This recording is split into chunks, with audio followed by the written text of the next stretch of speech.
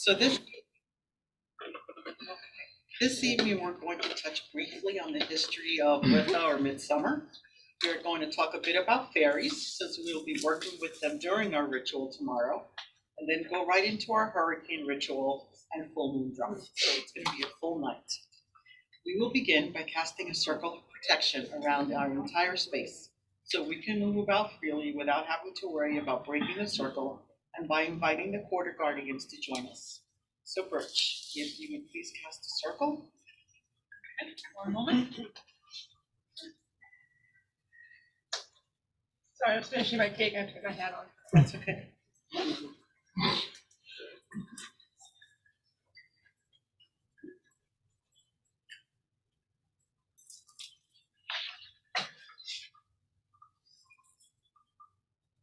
Shoot, the knife is in the other bag. Going to use that knife one way or another tonight. Yep. So the hat does not want to come on that key. The knife in your hand.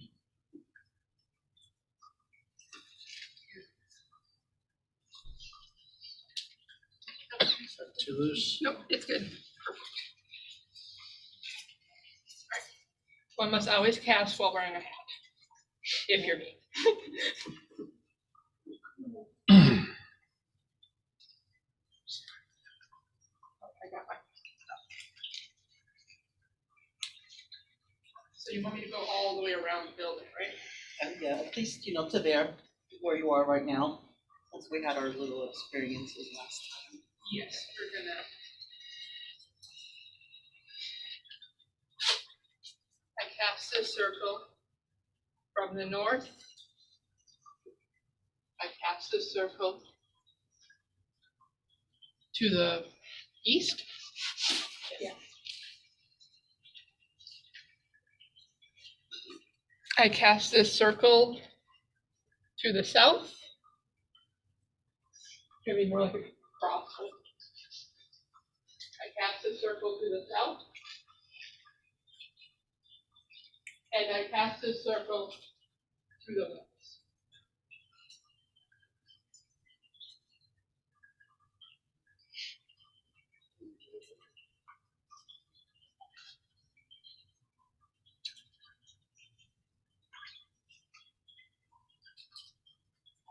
Circle is cast and closed to all directions. So motivated.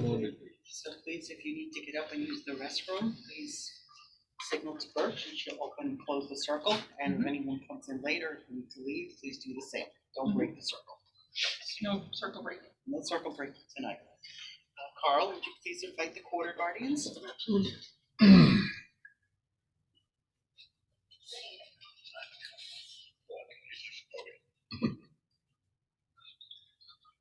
Hail, guardians of the east, of air and of knowledge, come with us this night and grant us your protectorship. Hail and welcome. Hail and welcome. Hail, guardians of the south, of fire and salamander, bring us your heat of passion this night. Hail and welcome. Hail and welcome. Hail, guardians of the west and water, of undines and the deep aquatic mysteries, come and join our circle this night. Hail and welcome. Hail and welcome. Hail and welcome, guardians of the north, of the mountains, and the strength of the earth. Come and join our circle. Hail and welcome. Hail and welcome. Thank you, Carl. So here we go. Every culture has, at some point in its history, marked the time of midsummer and held it to be enchanted. The Celts, the Norse, and the Slavs believed that there were 3 spirit nights in the year when magic abounded and the world was near to the other side. The first was Samhain, the second was May Eve, and the third was Midsummer.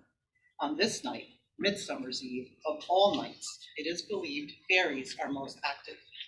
As the solstice sunrise is on one of its days of greatest power, it draws up with it the power of herbs, standing stones, and crystals. In the shimmering heat haze on the horizon, magical energies are almost visible. This festival is the observance of the summer solstice. The summer solstice is the longest day of the year and falls right around June 21st in the northern hemisphere and around December 21st in the southern hemisphere. The summer solstice marks the zenith of the sun, a time of greater warmth and longer hours of daylight. We experience changing seasons because the axis of the Earth, an imaginary line between the North and South poles, is tilted from true to 23.5 degrees. As our planet revolves around the sun, this means that part of the Earth tilts towards the sun, then away again. Between June and September, the northern hemisphere is tilted towards the sun and gets more light, experiencing the season of summer. Midsummer fires once blazed across all Europe and North Africa. As far as Siberia, tribes jumped over fires to purify and protect themselves. Such fires had the power to protect the revelers from evil spirits, bad fairies, and wicked witches. They also warded off all the powers of bane, blight, dark, death, and winter. At one time, no self-respecting village would be without its midsummer fire. While in towns and cities, the mayors actually paid for the fire's construction, and the jollies accompanying it were very often elaborate and kind of watching. The word bonfire has an unclear etymology. It may be boonfire, signifying a time of goodwill. It may be from the Nordic bon, meaning torch, or even banefire. It could be bonefire, since bones were also used at that time and added to fires. Blazing wheels sometimes symbolize the sun rolling through the heavens. The ancient pagans of Aquitaine rolled a flaming wheel down a hill to a river and then took the charred pieces to the temple of the sky god. Torches would be lit at the bonfire, and these would be carried inside the milking parlor to keep milk and butter safe from evil magic. And then around the fields and growing crops as a protection and blessing. The torches were afterward attached to fences and left to burn all night. The ashes of the bonfire were scattered in the cornfields to aid fertility. In some towns, the torchlight processions reached lavish proportions. Garland-bedecked bands of people, sometimes called a marching watch, carried lanterns and poles as they wandered from one bonfire to another.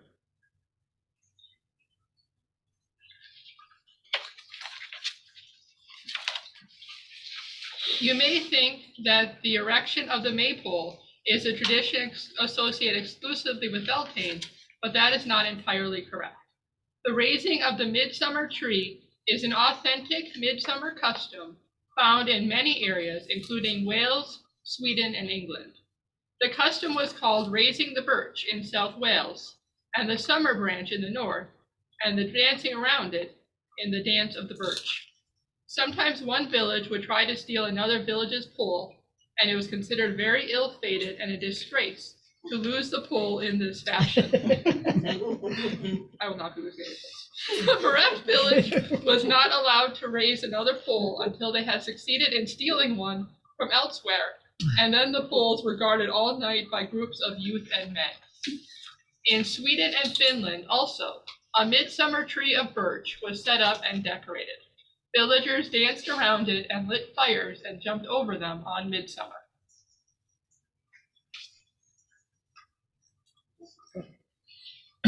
Foliage and flowers are at their fullest just before fruiting begins. This makes it the ideal time to gather herbs and flowers.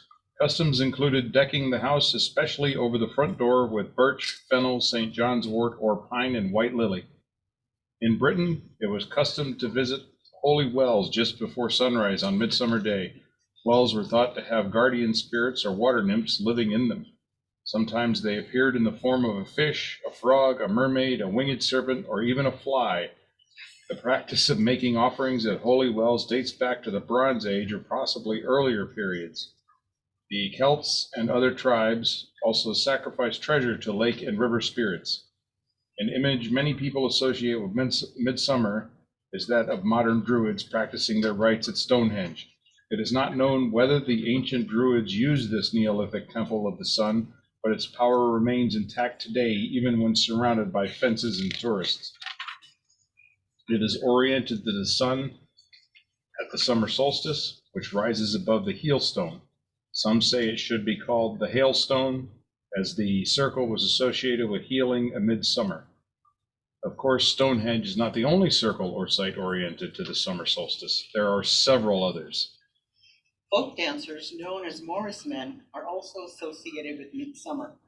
These men would dress all in white, except for the summer fool and the cat-eye, who carried the summer branch that was decorated with silver ornaments, such as watches and spoons, borrowed from everyone in the entire village. The cat-eye was the master of ceremonies, dressed partially in male clothes and partially in female clothes, with a blackened face and red-rimmed eyes. At the summer solstice, the sun's strength reaches its zenith. Then at the autumn equinox, day and nights are once again of equal lengths, but the dark is gaining. In the craft, the solar year is often seen as being ruled by two opposing kings. The Oak King rules the waxing year from midwinter solstice to the summer solstice, and the Holly King rules the waning year from the summer solstice to the winter solstice. At each solstice, they battle for the hand of the goddess and the honor of ruling the land. The summer solstice begins with the Oak King in power, but this power is relinquished to the Holly King at the close of the festival. While midsummer is a sun and fire festival, it is also a festival of water. In bygone days, people would make pilgrimages to holy wells at midsummer to solicit cures or to make offerings to the resident deities. Wells and springs come from the earth womb of the life-giving goddess. Along with caves and cliffs, they were regarded as entrances to the womb, which all life springs from and returns to at death.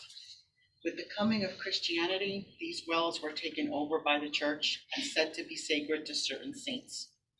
In Ireland, for example, they were dedicated to Saint Bridget, who was originally the pagan goddess Bridget. In Britain, they were made hallowed to Saint Anne, once the pagan goddess Anna, also known as Anu. Midsummer is technically the festival of Sol Minerva, the goddess of the famous healing springs at Aquasuis, or the modern-day Bath. In the south of England, it is at this season that various well-dressed rituals of England begin and continue throughout summer. They were famous. These now, however, as many other things do, come under the auspices of the Christian Church.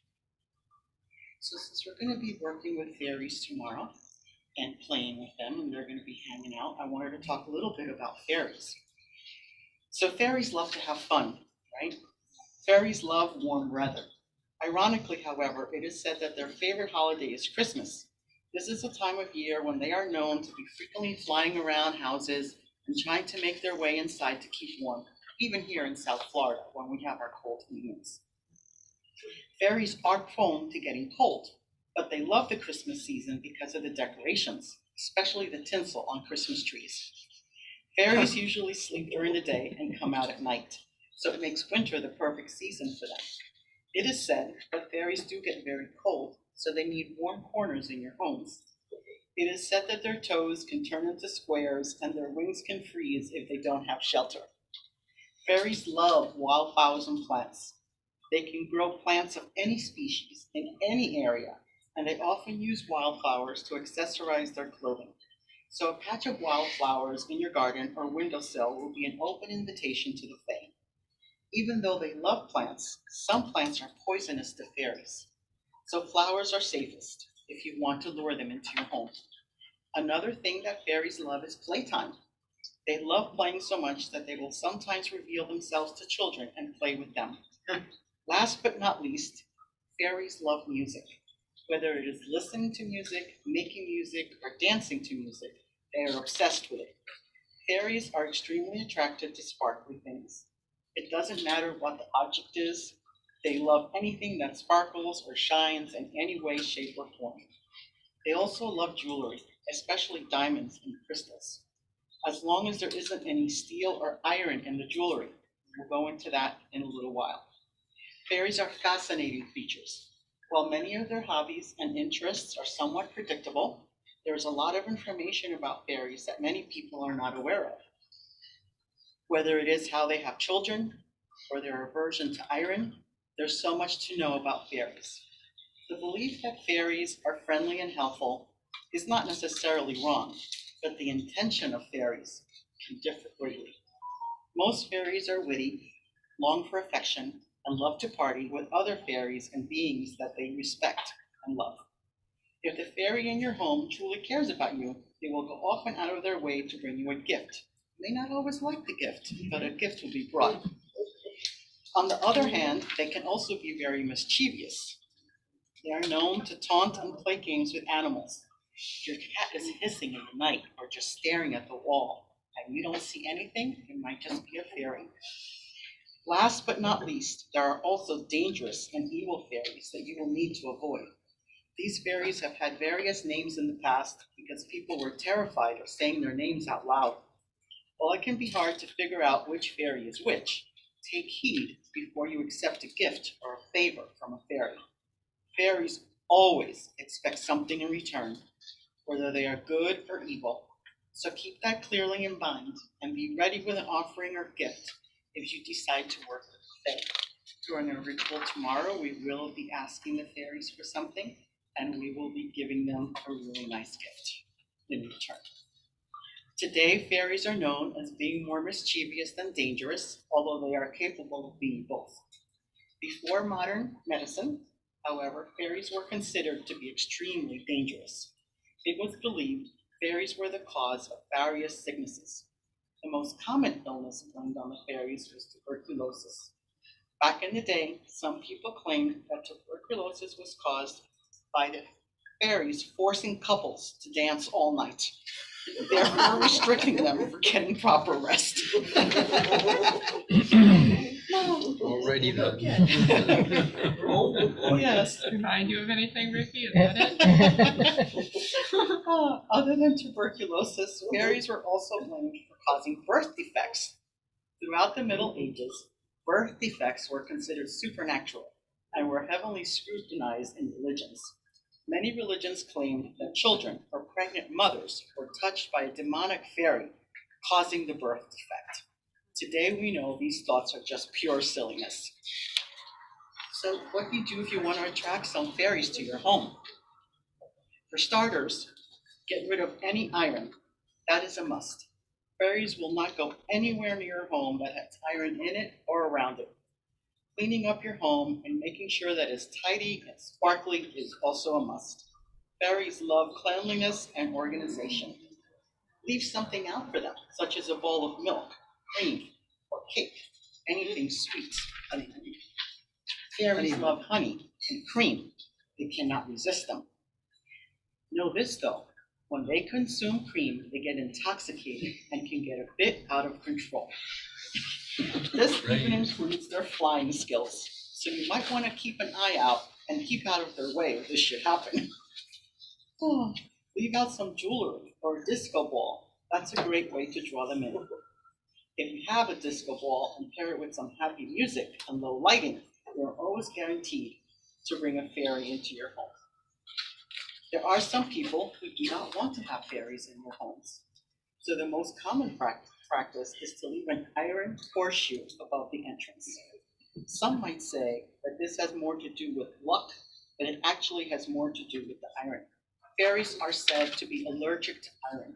It will not kill them, but it will make them sick, and the smell is overwhelming to them. In a lot of folklore, iron can be used to block negative magic, which might explain why the fairies dislike it. Losing their abilities makes them feel unprotected. We know the fairies dislike iron, but there aren't too many other things they dislike.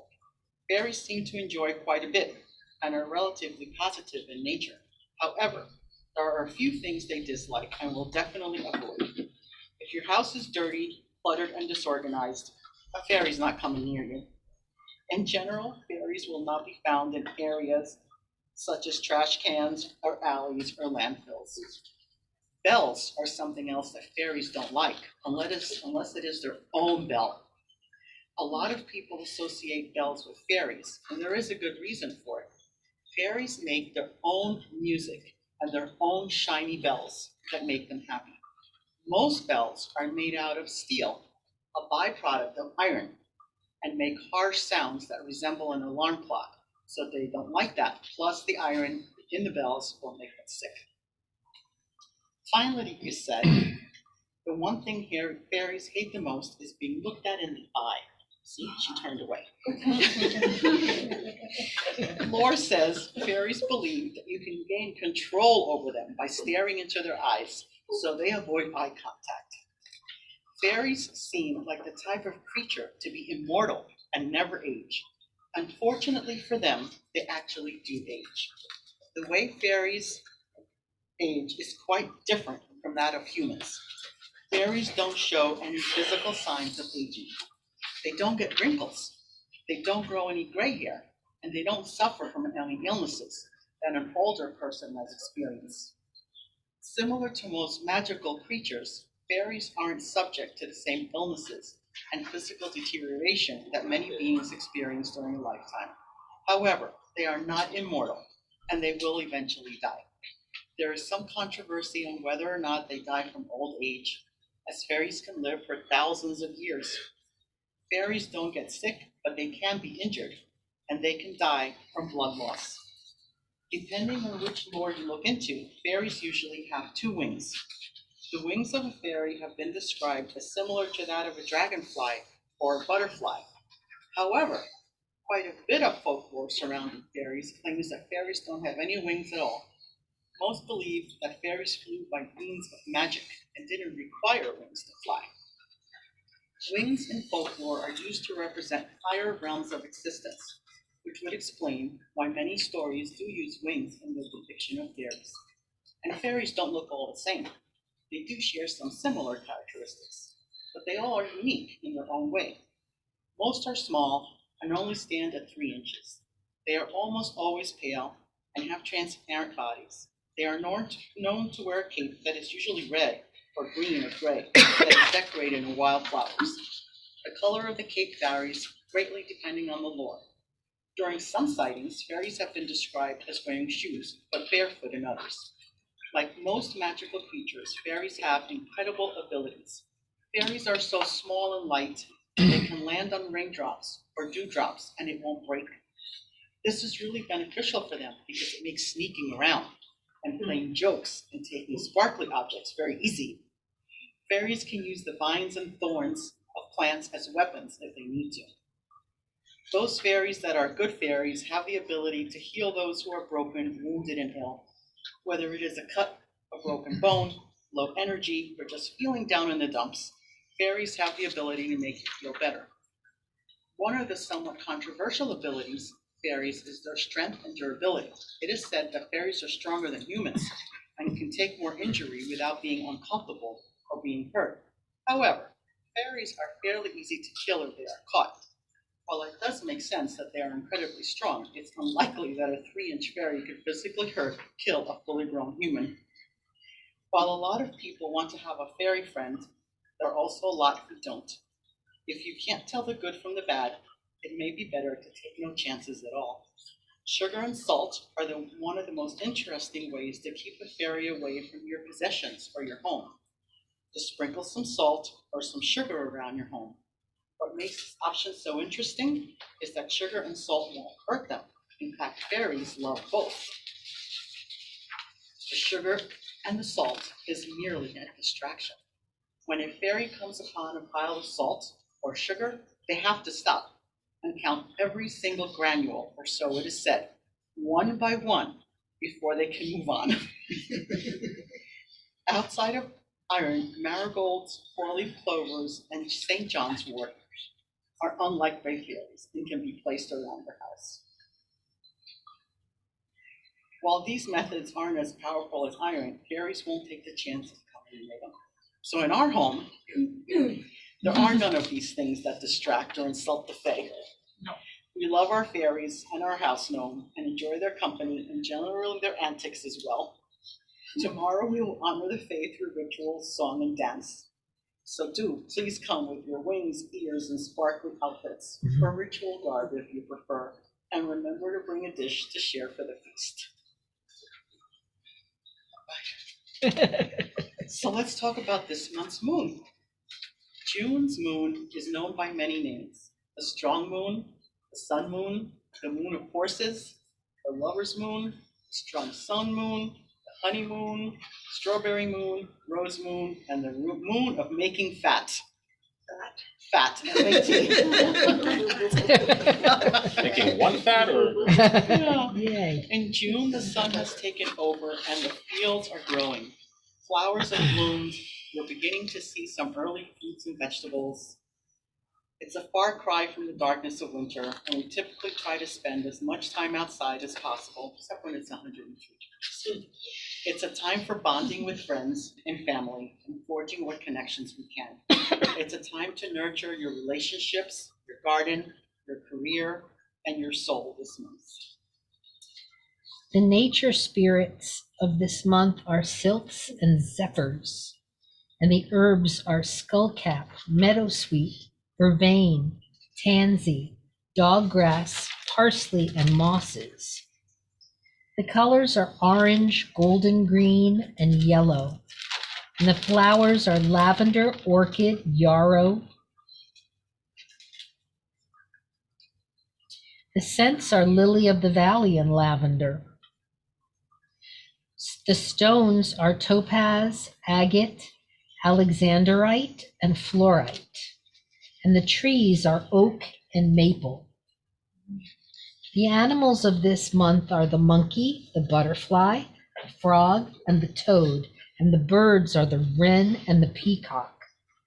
And the deities are Isis, Neth, Green Man, Caradwin, Bindis, Ishtar, and Persephone. The power flow of this month is full but restful energy. Protection, strengthen, and prevent. The element of the month is Earth. This is the month where magical workings are well suited to maintaining and enhancing things you already have. Weed your garden, prune the bushes, and give your lawn all the tender, loving care it needs. Take time to let your personal life blossom as well. Focus on things that improve your job or education, as well as your relationships with family and friends. Let's get ready now for our hurricane ritual and to honor Luna with our voices and drumming. So mote it be. So mote it be. So we all know June is also the month that we always have our hurricane protection ritual, because June 1st is the beginning of hurricane season, and we have all the way to November 30th to keep a vigilance and to keep this protection, this umbrella of protection over ourselves and our communities. Now, usually we do this outside, but Tropical Storm Alex had, a different idea 2 weeks ago. So we did this over Zoom, but I think it's important enough to do it in person together again, and everybody get a chance to make your hurricane protection candle. Everything's sitting out there, so afterwards, if you haven't done so already, you can make your candle. We can sit where we are. I think that would be the best for space. We already are in this sacred space, but we will emphasize it by cleansing with our Florida water. Ricky, if you will please do that for us. Yes. If you want to protect your glasses, you want it on the crown. You can just spritz it a little. It's going to be very light, that spritzer. Okay. So you can breathe it in. I made this Florida water. This is real Florida water. It's citrus and cypress. And it has a sprig of rosemary, a sprig of sweet almond, and an allspice leaf from my yard. So this is South Florida water.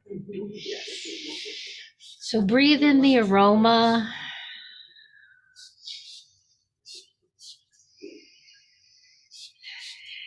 And feel relaxed and safe. We are in a safe space. We are protected.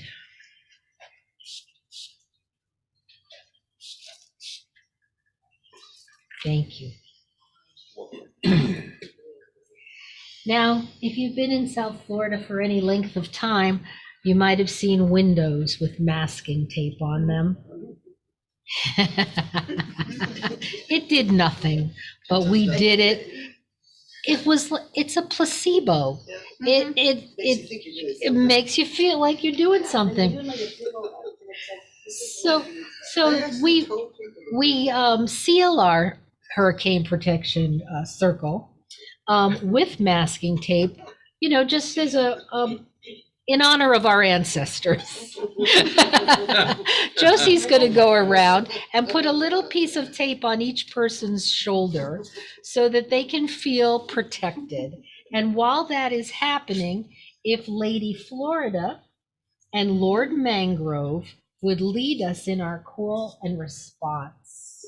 May your windows hold. May your windows hold. May your windows hold. May your windows hold. And keep you safe inside these walls. And keep you safe inside these walls. May your windows hold. May your windows hold. May your windows hold. May your windows hold. And protect you and yours. And protect you and yours. May your windows hold. May your windows hold. May your windows hold. May your windows hold. And keep out the bully winds that threaten to knock you down. And keep out the bully winds that threaten to knock you down. May your windows hold. May your windows hold. May your windows hold. May your windows hold. And protect hearth and home. And protect hearth and home. May your windows hold. May your windows hold. May your windows hold. May your windows hold. And though outside forces seem to ask for your submission,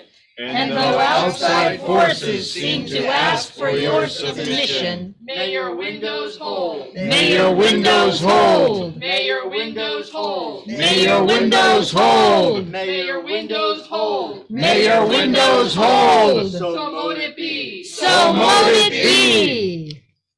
We want to still light the fire? Fire tender, would you please light our little fire? Fire, fire, fire, fire, fire, fire, fire. If you have your drum or rattle ready for later, please play it.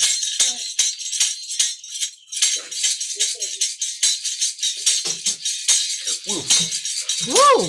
That fire is very fast. That's very Maui.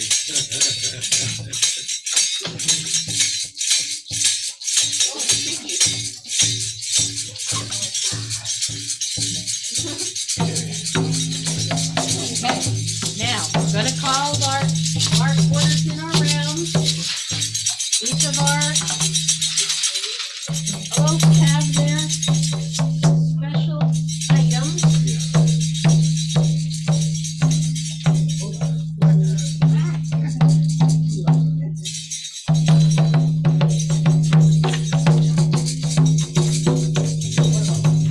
Okay, so you see that the east is represented by the radio. We used to listen to things on the radio before a cell phone. And the south is represented by the lantern. And the water bottle is the west. And the can of veggies is the north. And we're going to all chant together 5 times each. Timmy, hold up that radio and call from the east. In the east, the wind is rustling. In the east, the wind is rustling. In the east, the wind is rustling. In the east, the wind is rustling. In the east, the wind is rustling. In the east, the wind is rustling. Hand to hold up that lantern. Call from the south. In the south, The fire is raging. In the south, the fire is raging. In the south, the fire is raging. In the south, the fire is raging. In the south, the fire is raging. Jonathan, hold up that water bottle. Call from the west. In the west, the water is rising. In the west, the water is rising. In the west, the water is rising. In the west, the water is rising. In the west, the water is rising. Amanda, those veggies call from the north. In the north, the earth is rumbling. In the north, the earth is rumbling. In the north, the earth is rumbling. In the north, the earth is rumbling. In the north, the earth is rumbling. Silence. Here in the eye of the storm, the spirit is calm. We appeal to the goddess in her many forms. Hera, Tempestus, Oya, goddesses that can hold back the ravaging storms, only to send them down to the earth with a vengeance. Please accept our offering to calm the spirit and turn the rain clouds into rainbows. Keep us safe within your good graces. Be with us in this season of uncertainty. So mote it be. So mote it be. In the circle, all is calm. We appeal to the god in his many forms. Zeus, Jupiter, Ukko, gods of rain and storm, causing the clap of thunder and the bolt of lightning that sends us all to cover. Please accept this offering to sweeten the disposition and turn the sound of thunder into shouts of praise for you. So mote it be. So mote it be.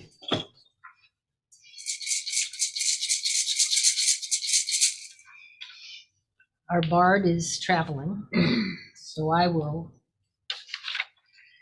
take on the job to remind us of the continuing story of the ant and the grasshopper. We all heard the story of the ant and the grasshopper, where the grasshopper dances and fiddles through the summer. He thought nothing of the coming winter and put no food aside. He had plenty at the time and could not imagine it being any different. He saw his folly later that year and paid the price. The lesson is clear. The goddess helps those who help themselves. Blessed be. Blessed be. But there is more to learn from this tale. A caution we might miss between the lines. Let's imagine for a moment that we were so much like the ant. We hoarded and denied help to others in need. That ant was right to give warning, right to encourage and even plead. But should he be the judge and jury when a fellow creature is in need? What about forgiveness, kindness, compassion? The grasshopper couldn't see the danger. Might he do better next time? Is it not for the ant to decide? I'm afraid it was the blessings of the goddess he was collecting after all. Generosity is proof that we believe in her abundance. It will come back to us threefold if it is given from the heart. We have all been the grasshopper as well as the ant, and it is only by her love that we continue to be anything at all. So be generous, pay it forward, and bask in the glory of her abundance. Blessed be. Blessed be. Would Linda and Amethyst please come up and call for a blessing to our foodstuffs that we have collected for those in need, that we will pay forward. Focus your attention on the sacred shopping cart. Send your intention of blue skies and calm winds. Send it with gratitude that in our time we we will find it. It will come back to us threefold. So mote it be. So mote it be. All right. If everyone will stand, and we will walk clockwise So everybody head that way. And as you come around, clockwise is this way, yeah. So I'm facing this way, you're facing that way. Pull out the GPS. The clocks are round. So as you come by, please pick up a water and a cracker and walk all the way around till you're back to your seat. And if people can rattle while we do.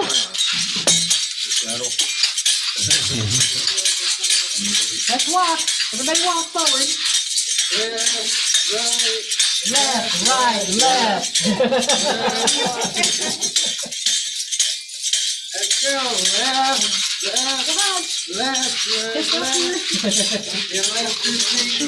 Put your left foot in, put your right foot out.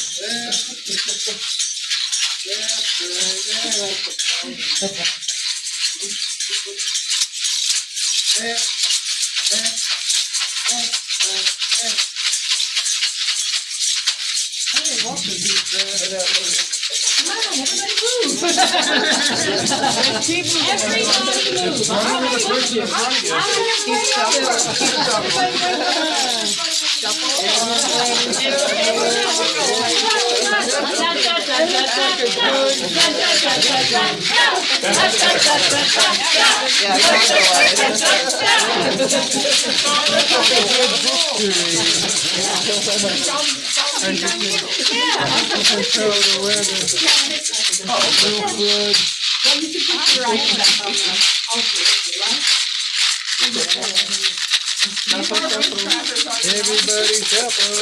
Oh, they gotta stop and get the water in the quacker, that's why. Everybody's helping. Everybody's helping. Everybody move. Yes. Everybody's helping. We need music to keep us moving, I guess.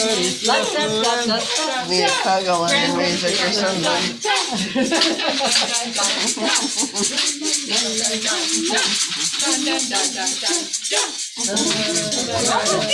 We're almost there. I can see my chair from here.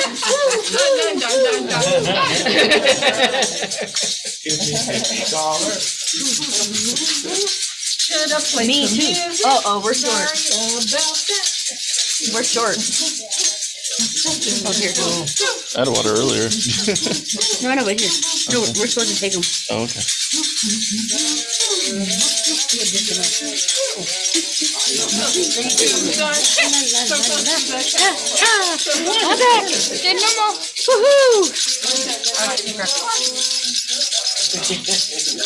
You need the water? Yeah, I need water. Right, you made it back. Put out all. Yeah. Everybody got their water? Everybody got a water? Everybody got a water and a cracker? All right. So, our mother Gaia is in Mexico. Everybody, everybody open your water.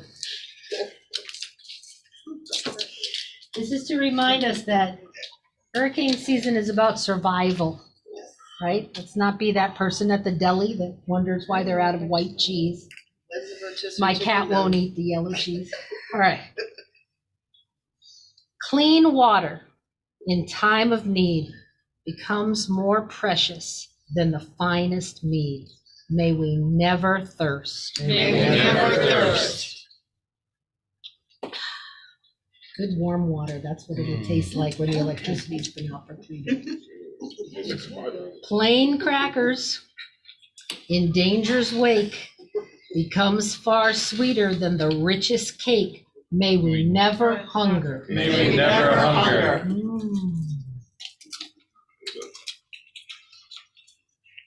Let me give a little portion to the Lord and lady.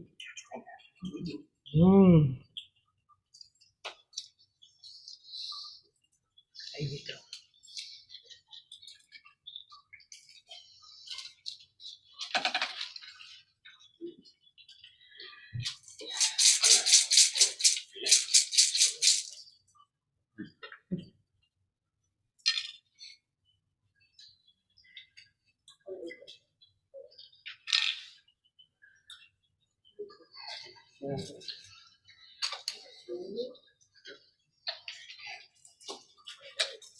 Need a bigger, It's about full. Just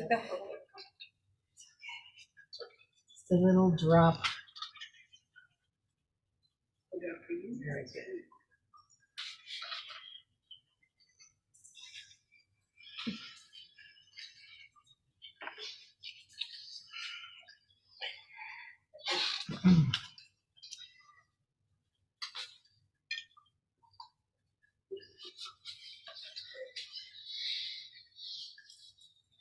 Let us thank the Lord and Lady for their kind attention to our situation. we thank you, great horned one, God of all of nature, for your attention on this clear night, for a future time which may not be so bright. Hail and farewell. Hail and farewell.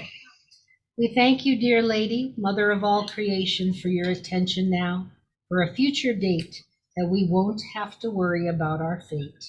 Hail and farewell. Hail and farewell. Please repeat after me.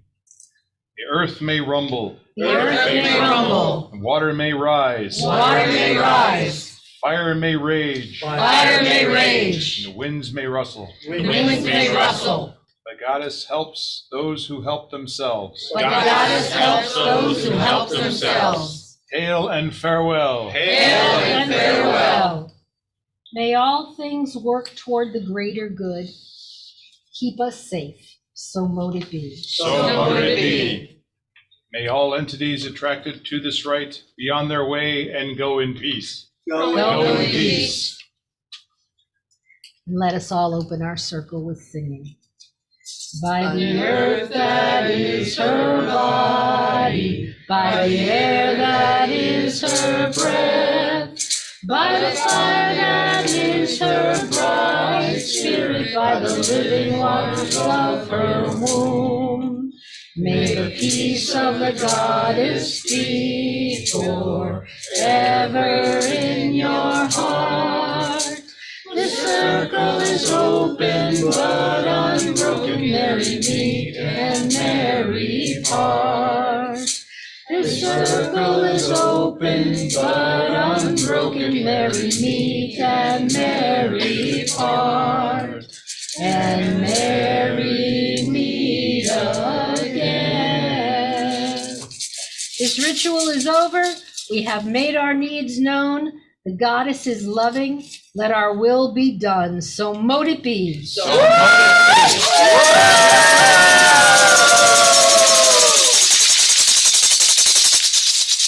Gong. Gong. Let's drum.